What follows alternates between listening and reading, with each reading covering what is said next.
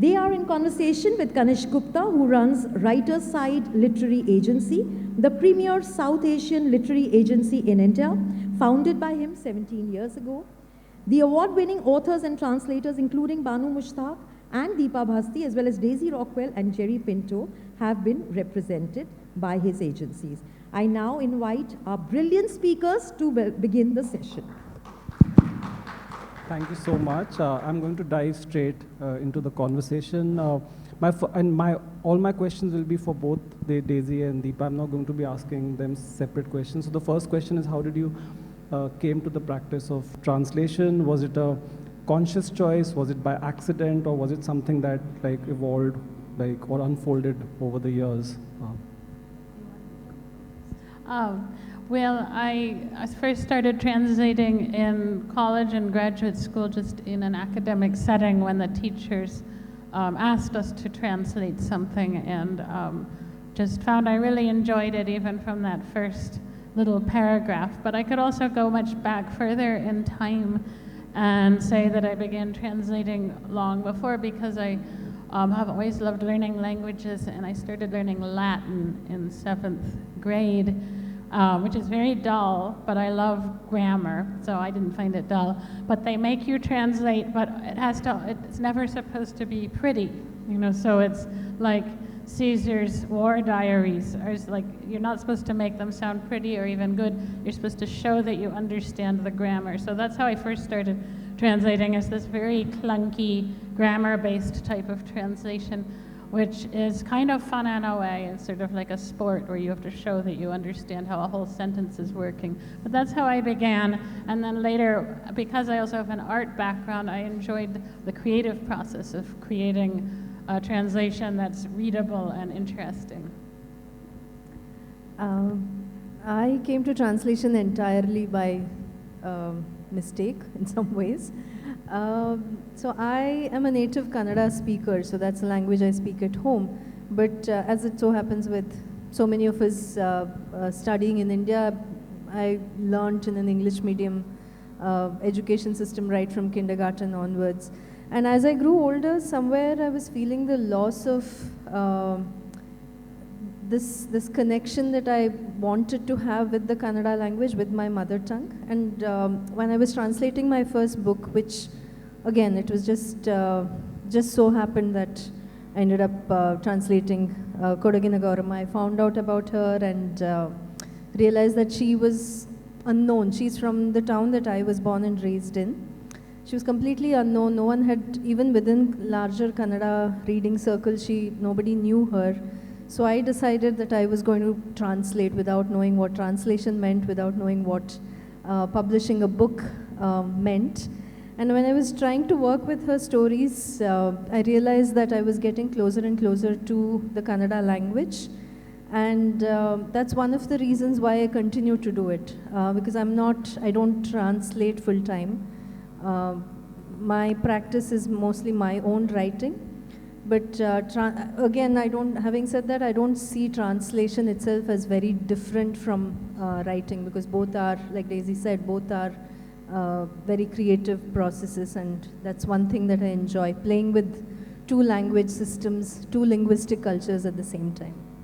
Okay, so do you think translators have to be really good writers in the language which they are translating into? And my second question is about your process of translation, especially revision. So when you are translating, what are you revising for? Are you revising for the rhythm, the accuracy, the fluency, and how do you go about, when do you think, or when do you tell yourself that your translation is ready, or is a translation never ready or finished?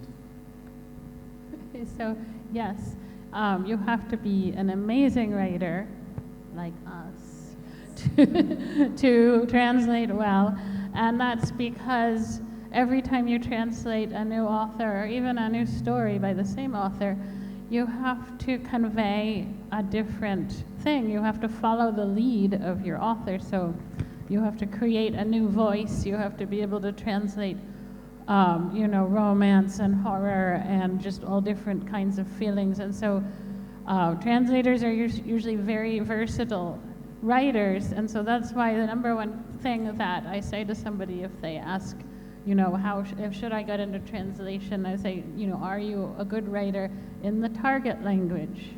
Not, you don't have to be a good writer in the source language. Are you a good writer in the target language? Because that's a very important thing. Yes, it's also important to know the source language well, but you don't have to be able to be a wordsmith in it. And so then, as to the other question, the process of translation, we gave Kanishka a list of questions that we wanted him to ask us, and he crossed one off because he thought it was not erudite enough, and that was, we both find that translation is physically demanding. So the process of translation is a physically demanding one, and so it's very important to have your desk or your workspace or even your bed, if you're sitting on your bed, set up in a way that you don't hurt your neck, because you have to keep looking at the source text, and then your computer or your notebook if you're writing by hand, which I always do the first draft by hand. You're sort of looking up and down, and you can get carpal tunnel, so you have to like stand up a lot. And of course we become obsessed with book stands, and I have like my at-home book stands, but I have this wonderful traveling one that like just looks like this little plastic bar, and then I can make it explode and turn into a book stand. And the people at the security in the airport just became very suspicious of it and pulled it out and examined it because it looked so strange. Anyway, revisions, yes, revisions are very important, and I always say 10 drafts because it's a long journey. And also, even when you do 10 drafts, you still always find problems in your fully published work, because to me, at least, and I know a lot of other translators feel that way, a translation is never done. You could always fix it. You could always make it better. There's a word you could take out or put in. So over to you. Agree with everything you said. Next question. No, I think writers, on some days, I end up thinking that translators are, in fact, even better writers than a lot of writers themselves. They're translating. I think because you end up having to sort of put on this other personality of the author that you're translating. You have to get under the skin of the words and their head, and you know, so there's so much that's going on, which also I think makes it a very physical process. Even mentally, the kind of toll that it can take, at least on me, because one is that when I was translating, for example, Banu's stories in Heartland, I was also doing my own writing. So to have to physically and mentally switch from the practice of translation and then to go to my own writing and the kind of writing I do, which is very, very different. So that's physically demanding. And when it comes to revisions, all of that, obviously you're looking for grammar, you're looking for tone, you're looking for readability, you're looking for what is working on the page and what might not work, and that keeps changing the way, the more drafts you do. I certainly didn't do 10 drafts of the stories, but then yeah, I think comes to close to about, there is a whole lot of drafts that you do as a writer translator in the first place before it's sent out to the editors, and then there is this several rounds of editing that happens. So I think all in all, it's a lot of drafts, and I think that's one of the first things that readers, I would love for readers of translated works to understand, that it's simply not a word-to-word translation. I wish it was, you know. I wish if that were the case, I'm sure every book written in every language would have been translated, but that's not how it works. Every book takes months or years to really shape up into this other work of literature, and that's physically, mentally, emotionally quite draining.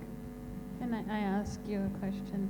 When you say that you're switching from these two types of writing, do you switch workspaces? Like, do you have different parts of your house that you write one kind of thing in or another kind of thing? That's a great question. No, not really, but I do fold away my the stand that I use. I use a really cheap plastic one that, but I do fold it and put it away so I don't see it. I remove all the books from, the dictionary or the source text or whatever. I remove every hint of the other work, translation of energy. the translation energy from this space. But it's the same desk that I work on. I think I've learned somehow to make that switch and completely switch off from the other projects that I'm working on. I have a question about untranslatability and untranslatable text. When translators talk about a text being untranslatable, what exactly they are like pointing out in practice? Is it a problem of language, history, or is it something else? And when a text resists translation, how do you decide what can be carried forward to another language and what can stay unresolved? And I know both of you have a very strong opinion on untranslatable text. Can I go? I don't think there is anything called, I don't think any text is untranslatable if the translator knows her job and knows how to really play with the language. I think this untranslatability comes, I'm trying to think of works in Kannada which I would sort of label as such. And I think it would very often relate to what we would call dialects. I'm not a fan of the word dialects and I speak only for Kannada, and there are many different kinds of Kannadas. And this knowledge of the different kinds of Kannadas goes back to one of our earliest texts, about 1,500-year-old text, which talks about Kannadangal, which is the presence of many Kannadas. So those kind of different Kannadas may be difficult to distinguish when they are translated into the English language, and maybe that's what I would call untranslatable. But the text itself, I don't really believe that one can't play with the language and sort of come up with different ways to make it sound like it comes from a different Kannada and not the standard written Kannada as well. So yeah, untranslatability has been one of my pet peeves. And one of the reasons is because I'm sure most of you, or at least I always see these things, maybe you don't notice them, but I constantly get these things online, whether someone sends them to me or they're just posted. There'll be lists of untranslatable words, right? So like in Norwegian, this thing means like this sense of ineffable coziness, like the hygge word, like these kinds of words.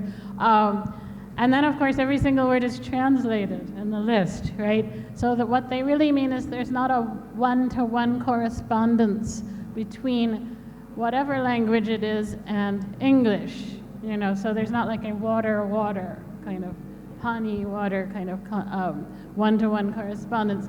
But what I always say is everything is translatable if you have enough space.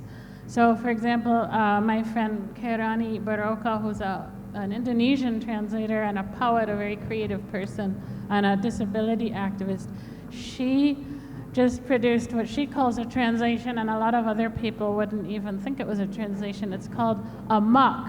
So that English word amok, they ran amok, they went crazy. Well, that word comes from Indonesian, and she basically wrote an entire book of poetry about the mistranslation of this word and the colonial violence associated with it, because it's similar, to in English we have a lot of words from especially Hindi and Urdu that connote bad behavior, so like looting, thugs, and this kind of thing. So there is this colonial violence. So that is an example of somebody translating one word using a whole book. So if you have enough room, you can always translate something. That's my belief. Sorry, just to add to that. Shut the door, there's a lot of noise. Just to add to that, I think when someone talks about untranslatability, you're also not quite understanding how any two languages work. Something as different as Urdu, Hindi, Kannada and English, they have different histories, they have different grammar systems. Everything about these languages are different. I'm not sure how it works if it's I don't know, French and English. I have no experience in these languages. So two languages are not meant to be the same. So they will never be enough similar words in two different languages. So I think that's where it also comes from. Let me just add one thing. Is sometimes you think, people always think when I say these things that what I mean is like there's one beautiful word in Hindi and then I bring it into English and it's like 500 words or something. But it can go the other way. And I've translated things, like Geetanjali described, like she looked at this little case that had a thing for trimming your nails and something for filing it down so they were smooth. It went on and on like this. So I just wrote manicure set, right? Because so there's sometimes when something can contract when it comes into another language. I want the two of you to share your experience of translating your, international Booker-winning translations of Tomb of Sand and Heartland, both complicated books, stories collection that move across, bhashas, dialects, registers. So how do you, translate this linguistic plurality, and how do you decide what to retain and what to, maybe use in a different, or maybe in a very standard English, which will be very palatable to the UK-US readership? One of the things that I feel we don't really acknowledge in India is how most of us live between several languages, if not more than 3 or 4. I think we speak English because of how we were educated or for work, and then we have another language that we speak at home, something else that we might speak on the streets. So this multilingual experience that we have, I think, is far more common than we sometimes like to believe in India. Just in the tiny town that I live in, there are 10 different languages, which I got to know recently, and that's incredible. Obviously, I don't speak all those 10 languages, but you kind of get a sense of living between these linguistic cultures. And so when the stories in Heartland were very similar. So Banu wrote a lot of these stories in between Dakhani, which is a kind of which is a different language. It's spoken predominantly in northern parts of Karnataka and Hyderabad region. And then there is Urdu, there is Arabic, there is a kind of Kannada which I'm not familiar with, even though she and I live just 100 kilometers apart. So this translating this multilinguality in these stories was very interesting. And obviously, I don't think there was any logical sort of scientific way in which I chose to retain something and chose to translate other words. But it was more, for me at least, with these stories, it was a very instinctive process. And even though I don't speak Dakhani, I still understand a bit of it. And so when you're comfortable, in fact, it was only later when I started talking about the book that I realized how unique this experience of living between all these languages is. I don't think people outside of India are very familiar with how we all know at least 3 to 4 different languages. So I think that was both challenging and fun to convey in the translation. Daisy, one additional question for you. I would like you to explain the concept of dhwani in the context of translating Tomb of Sand. Okay. Yeah. So I think jumping off of what Deepa just said, I said this in my translator's note that Tomb of Sand, like the main family depicted, is an upper middle class Delhi family that are the kind of people that would be continuously speaking both in Hindi and English all the time, right? So like there would never be a pure English or Hindi sentence hardly, or a paragraph or whatever. But because she's writing in Hindi, it's very hard to depict these multilingual contexts in writing, because what people may tolerate or understand orally is not the same as what people can deal with in writing, because all these people that may know 5 languages may not be able to read them all, for example. So you can't just write them down this way. So in my translator's note, I said Geetanjali, a text is sort of artificially more Hindi than it would be than this group of people would be speaking in real life. And mine is artificially more English than people would be reading in real life. And so what you do on both sides of this divide, whether it's Geetanjali or me, is that you have to gesture towards the multilingualism. So you have to kind of leave cues, leave maybe 1 or 2 sentences in, but not leave all of them in, because then your reader doesn't understand what's going on. So translators are illusionists, and we create these illusions so we can create a multilingual illusion without actually sticking all the languages on the page. And then to add to that, Dhwani, which was also in my translator's note, Geetanjali brings it up as a very difficult word to translate, which I took as like a challenge to me as the translator. But Dhwani is finding the vibrations or the vibes or the mood of a text and bringing it across rather than focusing simply on linguistic literalism. So a lot of people in the audience might not be aware that Heart Lamp was not a book in Kannada. Deepa handpicked 12 stories from Banu Mushtaq's oeuvre of short stories, which run into like 50 stories, and it was first published in English, and then when it became famous, the Kannadization came out. In fact, it came out after the Booker win. I want to, so that's a curation, but I want to talk about translators as curators. Should translators see themselves as evolving a body of work of translation like authors do? Or do you respond to what you read, the text in front of you, and you just like react to what you're reading, and then you decide to translate it because it speaks to you?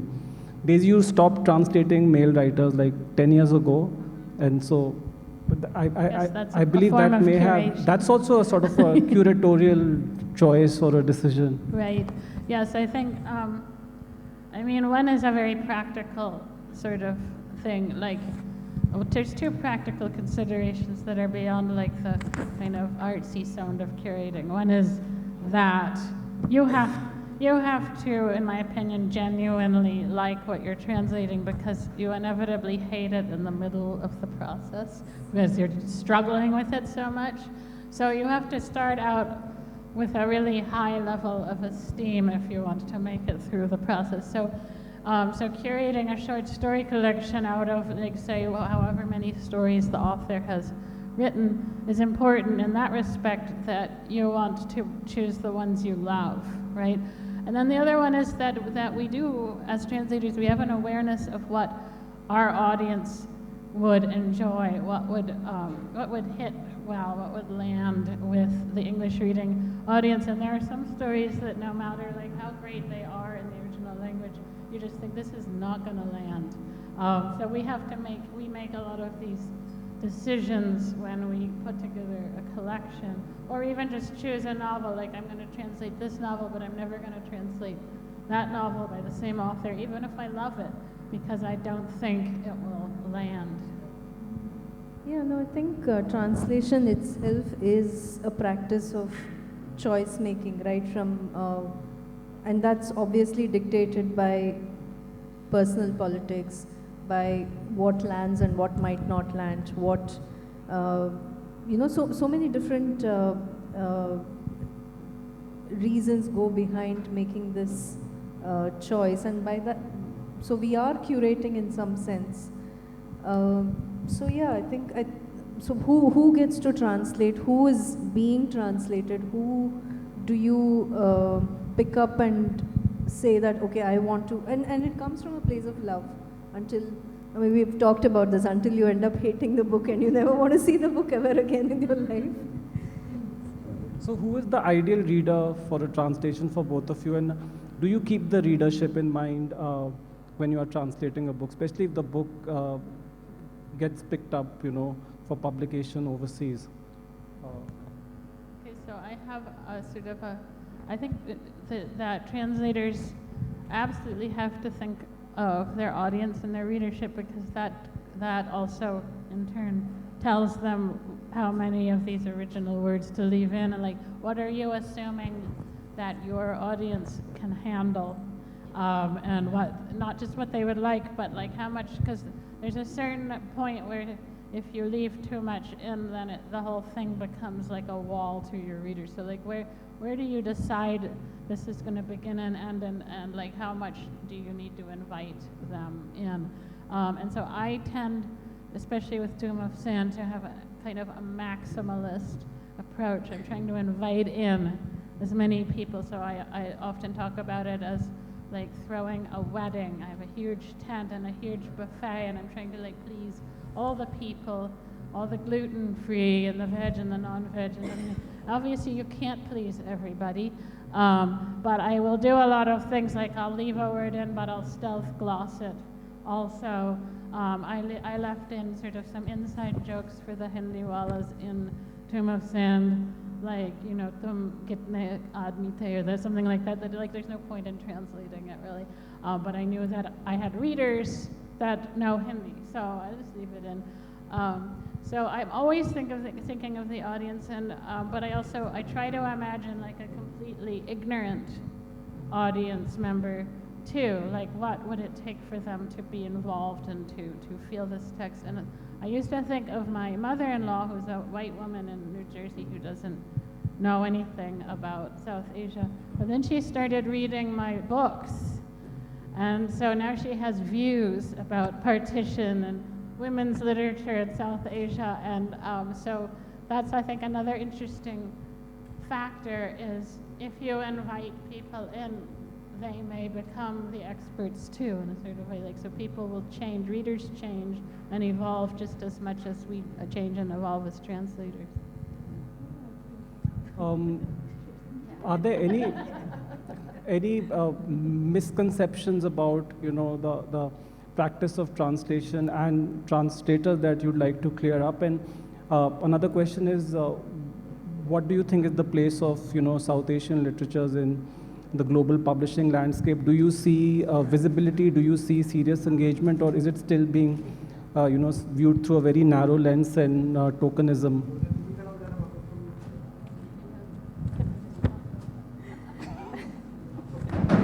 Right. I think the first misconception is that it is easy. You know, people think that here is someone who knows, in my case, who knows Kannada and who also knows English, who knows how to construct good sentences in English, and then automatically that makes them a translator. I wish it was that easy. It's not. And I think secondly, and this is something that thankfully I think because of awards like the International Booker is changing, that somehow the translator is on a rung below the writer, which is baffling to me, because yes, we translate because we want a certain writer's works to be read far more extensively than it would have been if they were publishing only in their language. But just because you're carrying someone else's words into another language, it doesn't make the job of the translator clerical. It doesn't make them any less of a creative writer. It doesn't make the final product, the final book that comes out, any less of a work of the writer-translator as well. I think those two are the classics. Yeah. I think, yeah, the idea that translation is easy, and I think another problem is, of course, that because of the International Booker, the downside is that everyone wants to be a translator now because they want to have their Booker, which is actually just extraordinary that either of us won them and we're lucky, but it's like not something that everyone's going to have one of. So, you know, if you're going to be a translator, it's not necessarily going to be glamorous or exciting at all. And it's not going to be easy because the misconception is of you're just taking each word and sticking it in another language. And in fact, that's not true. And so one thing that I like to say when people ask what is lost in translation, I like to say everything, because you start with by not having this text anymore. Like it's you don't have the language, you don't have the script, you don't have the whole cultural surrounding of the book. And so what you're doing is rebuilding, creating it anew in a way that makes people feel like they're reading the original book. So you're creating, as I said before, an illusion. We're illusionists. And so it's not, even if we start with our first draft of doing that one word at a time, carrying across. We start that way because we want to be very close.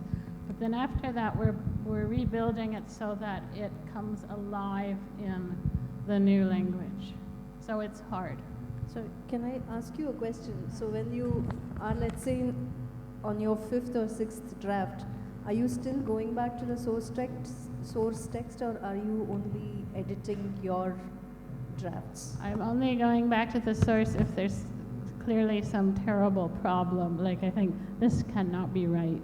So then I'll go back. But I actually, when I'm mentoring people, I constantly am telling them to say goodbye to the Hindi, because they are very attached and they're very worried about doing violence to the text. And so I understand that, and I understand the colonial legacy, but you, to do justice to the source text, you have to make it just as good. Your translation has to be just as good. So at that point, I'm editing, I'm making it just as good. And so I try to think, you know, in America, there are these sort of Trumpy Christian evangelists who wear these hats that say WWJD, which means what would Jesus do? And these people claim that every time they are faced with a dilemma, they say, what would Jesus do? So I have that, only I put my author's name in it to say WWGD, what would Geetanjali do?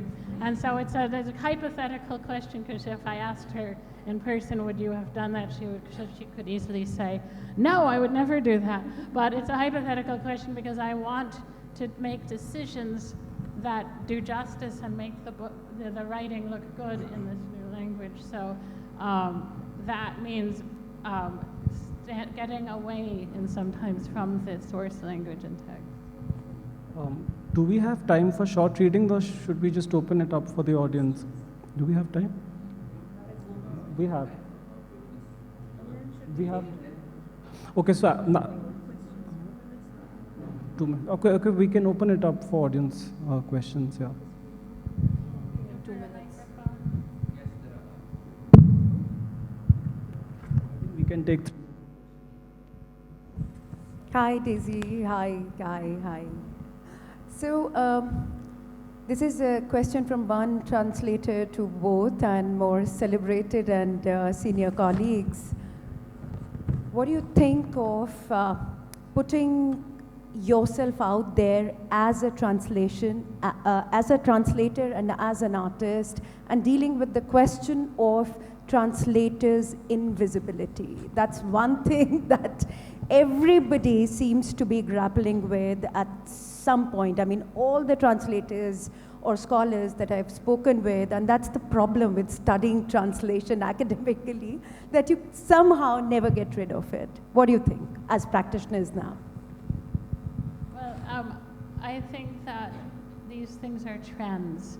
And so for a long time, the trend was that the translator should be completely and totally invisible to the point that you couldn't even imagine that they existed and that you're actually reading this book that in the language that it was written in.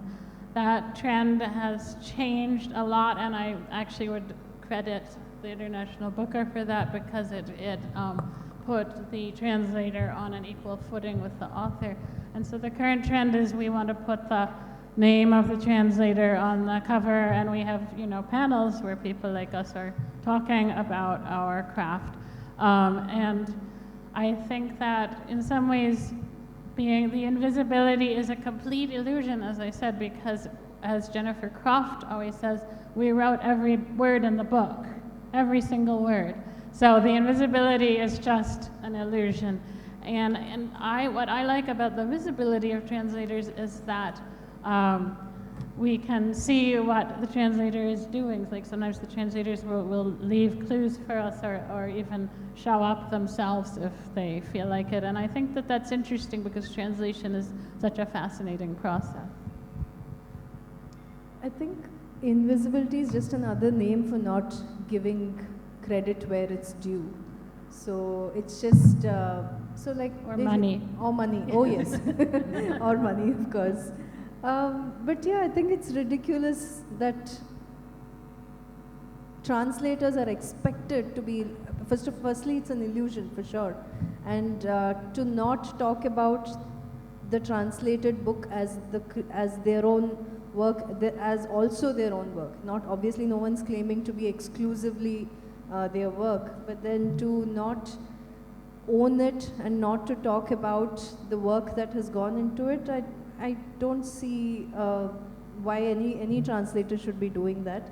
And I think there's a lot that editors, the media, I think it's changing now, but then if you look at reviews, very few of them mention the translator's name if a work in translation is being reviewed. So I think these are change. There is a lot of change that one sees. Again, thanks to the International Booker Prize and what it does. But there's still a long way to go. The best you can get is like ably translated by Deepa Bhasthi. Or I love those words, seamlessly translated. Yeah, seamlessly. Or we get one adverb. Fluid translation or true to original. Or, yes. Yeah, these stock words.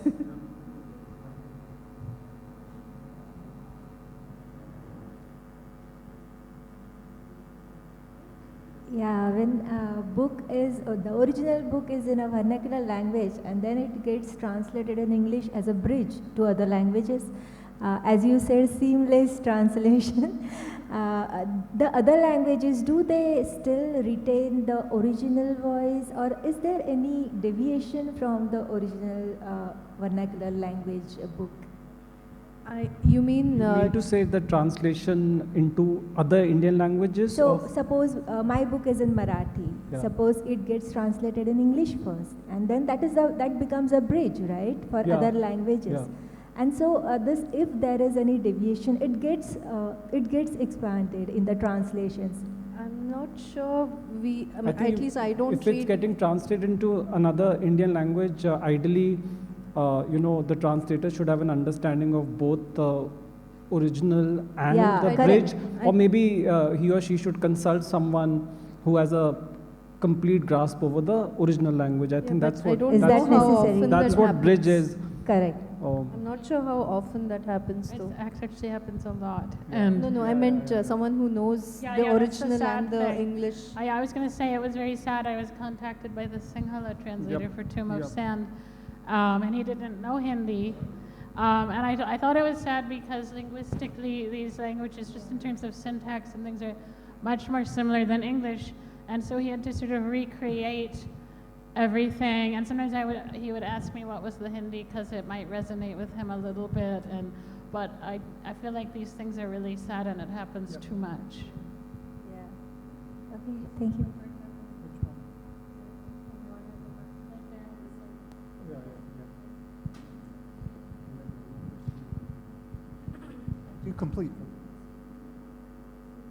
I have two completely different questions. One is, how much do you communicate with the author when you're doing their translation? And then the second one, totally different. Do either of you translate poetry and talk about what it would be like to translate poetry as different than prose?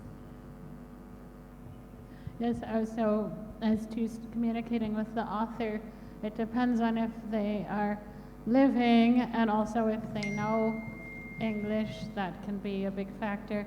So it really depends, and until I translated Tomb of Sand, I'd mostly translated authors who were deceased. So I just sort of fantasized about how helpful they would be. And then of course I forgot that, I am an artist too, so if someone asked me like, why did you make this pink? I would say, I don't know, like I thought that would look cool or something. And so that's kind of sometimes what it's like to work with an author. Say like, what were you going for here? What inspired you? I ask Geetanjali these questions, and I often end up feeling more confused afterwards. What was the second question? Oh, poetry. Yes, I have translated a lot of poetry, and it's much trickier in the sense that, like, you know, you have all these different factors like rhythm, meter, and rhyme and stuff like that, and sometimes you have to be much more brutal in deciding what you're going to go for, what you're going to bring across. And in that sense, I think translating poetry, I love experiments like where people give you multiple translations, like 3 or 4 versions. This one is going for meter, and this one is going for rhythm, and this one is going for meaning. Like, it's very hard to collapse it all together, and, you know, especially because in English, rhyme is considered silly. Like, serious poets tend not to write in meter or rhyme these days. That's not the trend. And so when you translate into rhyme, it's very hard not to sound silly. So it's a problem. Yeah, just to quickly answer that. So with Heartlamp, I was lucky because Banu Mushtaq, it was almost like a very hands-off sort of translation. And of course, she was there when I needed help in terms of language. Like I said, the Kannada that she writes in is slightly different from the Kannada that I speak and live in. So my first 2 translations were by authors who are no longer with us. I think it depends on a case-to-case basis. Sometimes it's helpful, sometimes they might not be able to contribute to the translation, because you can't really explain why, like, you know, why the color pink, or why a particular story, or why a particular turn of phrase. And as for poetry, I do translate for myself. It's poetry, translating poetry is like, it's a different beast altogether. And yeah, I wouldn't publish any poetry translations for decades more.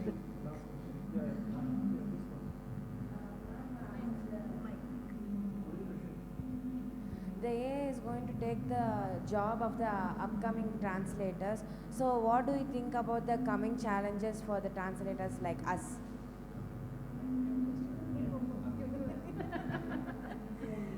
My favorite question. Yeah. So I think I'm not against technology at all, but by God, I hate AI. It's just, so I'm sure AI will sort of take over where it is commercial translations, where if it's like a press conference or a statement, or, you know, things like that. But literary translations, and again, I only speak for Kannada here, it's not, I don't see it happening anytime soon, because the book was written by a human, and it is, again, we're going back to how translations are done. Translations are not word to word. If it is only translating the meaning of the word, then sure, AI will do just as efficient a job. But as a translator, I'm also translating the silence between words. I'm translating the deeper meanings, the cultural context, the history, and there's so much more that I'm translating. And AI is just not going to be able to understand that, even if it wants to. So I don't necessarily see AI making us all translators redundant. Yeah, I mean, AI is not capable of literary translation, because literary translation is not one-to-one linguistic. It's not something like what a robot would do, basically. So we are not robots, and therefore we will not lose our jobs. Not that we have jobs. Not that we have jobs. So on that note, we have to conclude this session, running out of time. But thank you, Daisy, Deepa, for such a wonderfully engaging and engaged session. Thank you so much.